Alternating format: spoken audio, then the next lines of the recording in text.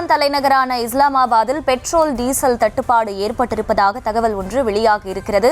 விவரங்களை செய்தியாளர் வெங்கட்ரமணன் வழங்க கேட்கலாம். வெங்கட்ரமணன், ஏற்கனவே பாகிஸ்தானின் பொருளாதார நிலையை கருத்தில் கொண்டால் இந்த சூழலை எப்படி சமாளிப்பார்கள் என்ற கேள்வி எழுந்திருந்தது.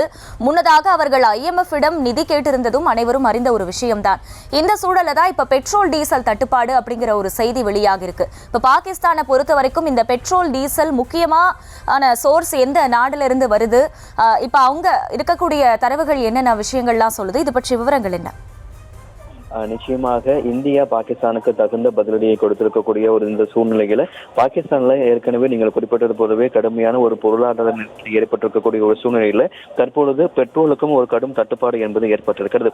இதன் காரணமாக பாகிஸ்தானுடைய தலைநகரான இஸ்லாமாபாத்ல இன்று காலை 6 மணி முதல் அடுத்த வரக்கூடிய 48 மணி நேரத்திற்கு அனைத்து பெட்ரோல் பங்க் நிலையங்களும் மூடப்பட்டிருக்கும் என தெரிவிக்கப்பட்டிருக்கிறது. கடும் தட்டுப்பாடு காரணமாக இந்த முடிவு எடுக்கப்பட்டிருப்பதாக தற்பொழுது தகவல்கள் கிடைக்கப்பட்டிருக்கிறது. ஏற்கனவே ஒரு பொருளாதார நெருக்கடிக்கு உள்ளாகி இருக்கக்கூடிய பாகிஸ்தான்ல தற்பொழுது பெட்ரோல் தட்டுப்பாடும் என்பது ஏற்பட்டிருக்கிறது. தொடர்ந்து இதன் காரணமாக பொதுமக்கள் கடுமையாக பாதிப்புக்கு உள்ளாகி இருக்கிறார்கள். மேலும் விலைவாசி உயர்வதற்கான வாய்ப்புகளும் அதிக அளவு இருக்கிறது.